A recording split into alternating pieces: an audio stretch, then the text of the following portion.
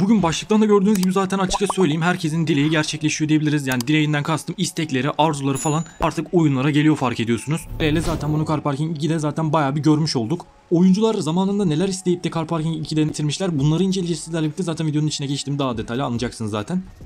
Böyle tahmin videolarını çok seviyorsunuz, tartışmalı videoları çok seviyorsunuz. Tartışmaya açık güzel yorumlarınız varsa da mutlaka yorumlar kısmına yazmayı unutmayın. Katılan üyelerimize çok teşekkür ederim. Siz de kanala katılıp bana destek olabilirsiniz. Like attıysanız da şimdi gelin hemen videomuza geçelim efendim.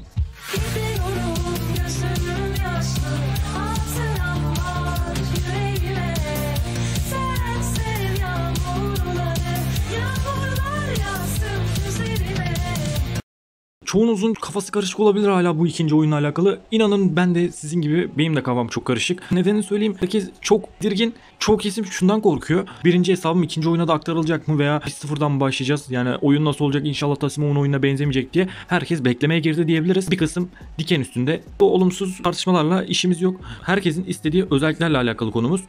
Herkes güzel özellikler öneriyordu oyunda veya Discord'da. Sas Games de bunu birinci oyuna getirmiyordu. Araba veya map getiriyordu. Böyle modifiyesel açısından yani hiçbir özellik falan getirmiyordu. Herkesin istediği ve Car Parking 2'de getirilen özelliklere hemen bir bakalım. Şimdi çoğunuz bana demişsiniz Car Parking bilinmeyen serisine koy artık şunu falan diye demişsiniz. Abi ben bunu yemin ederim görmemişim ya. Kusura bakmayın. Jantları değiştirebilme çoğu oyuncu istiyor zaten. Ön ve arka jantları yani istediğimiz kadar değiştirebilme, yani arkayı farklı yapıyoruz, önü farklı yapıyoruz falan gibisinden. Daha iyi modifiyeler çıkabilir yani. Yani bunu çok istiyordu abi. Açıkça söyleyeyim, oyunun yarısı bunu istiyor diyebilirim. Yani modifiyesel açısından çok yaratıcı şeyler çıkacağı için de bu yaratıcı modifiye stilini çok isteyenler oldu ve Olsas Games'e bir karar alıp ikinci oyuna ekleme fırsatı sundu oyunculara.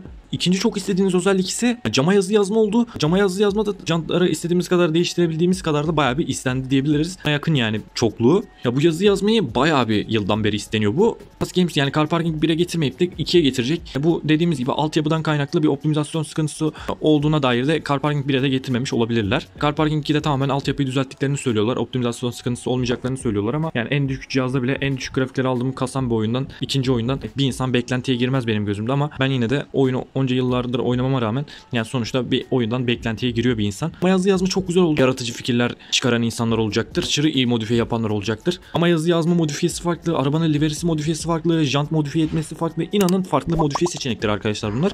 Yani adamlar ne kadar çok arabaya modifiye tarzı içerikler getirirlerse yani oyunda bu kadar çok vakit geçirirler. O yüzden de bu cama yazı yazma detayını getirmeleri çok güzel cidden. Olsas Games yani burada özellik isteyen oyuncuların da kalbini bir tık kazanmış oldu diyebiliriz ikinci oyunda. Umarım bunu birinci oyunda da en kısa zamanda getirirler. Olsas Games'in yani Car Parking 2'ye getirdiğine göre, Car Parking 2'ye bu özelliği getirdiğine göre büyük bir kesim bunu da istemiştir farz olarak kılıyorum. Lastiklerin ön ve arka şeklinde olacak olursak iki farklı yere de ayrı ayrı yazılar yazabiliyoruz. Yani iki tarafa da aynı yazılar yazamıyoruz artık. Bir tarafı farklı, arka tarafı farklı yazılar yazabiliyoruz. Açıkça söyleyeyim çok güzel bir detay. Yani modifiyeciler burada bir tık modifiyeliliğini ve yaratıcılığını konuşturacak diyebiliriz. Bu açık ve güzel, küçük bir detay. Ya getirilmese de olurdu ama getirildiyse de ne mutlu bize, yani öyle şükredelim.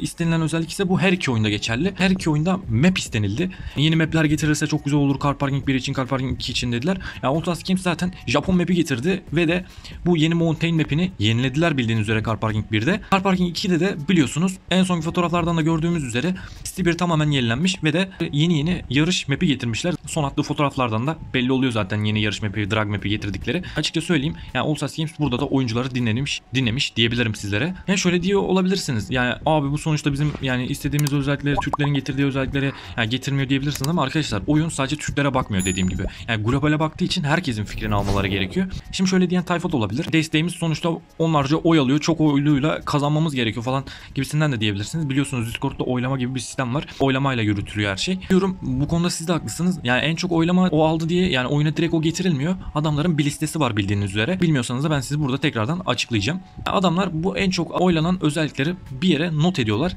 Yani liste halinde şey yapıyorlar. Ondan sonra güncelleme tarihi geldikten sonra da bu notlardan en güzelini seçip bakıyorlar ve onu getiriyorlar. Sizin en beğenilen oylamalarınız bile her zaman listeye alınıyor, bilginiz olsun. Ama dediğimiz gibi gelmesi çok geç oluyor. Bunu da aklınıza yazmış olun. Ya da son istenilen özellik ise ya bu ikinci oyundan da belli olacak üzere grafik üzerinde bir ayarlamalar, oynanmalar yapılmış güzel bir şekilde. Yani çoğu kitle Tasimov'un oyununa benziyor falan diyorlar. Çoğu kişi de şeyden diyor zaten. iOS kullanıcıları çok demiş. Yani grafikleri yükseltin falan diye. Zaten iOS'larda hani grafik yüksek ya, o yüzden demiş olabilirler arkadaşlar. Yani zaten iOS'ta bayağı bir güzel gözüküyor zaten grafikler. Daha yüksek grafikte istemekle haklılar zaten. Ama dediğimiz gibi bu optimizasyonu etkilediği için birinci oyuna getirmeyip de ikinci oyuna getirmişler. İkinci oyun için grafik avantajı vermiş oldu ikinci oyuna. Birinci oyunda da tam gaz grafikler olduğu gibi aynı işlemekte. Biz zaten fotoğraflarda da gördüğünüz gibi oyunda güzel karakterler de getirmişler. Demek ki oyuncular bu karakterleri de değiştirin falan bir şeyler de olabilirler. Allsats Games'in bunları dikkate alıp yani değiştirmesi çok güzel. Demek ki yani Allsats Games'in yani hafiften Türkleri ve bütün oyuncuları dinlediğini görebiliriz. Yani oyuncular ne derse onları yapmış, onları dikkate almış diyebiliriz. Yani siz önerilerinizi mutlaka yorumlara yazmayı unutmayın. Ne kadar mantıklı, ne kadar iyi bir öneriniz varsa da zaten en çok beğeniyi o yorum alır.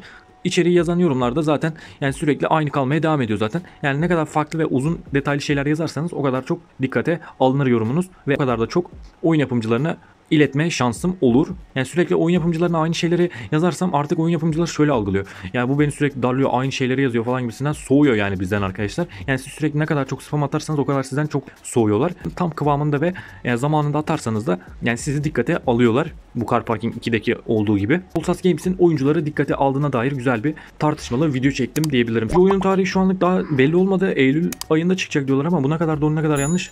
Oraya Allsats Games bilir dediğimiz gibi. Oyunun şu anlık bir tarihi yok. Ya benden bu kadardı.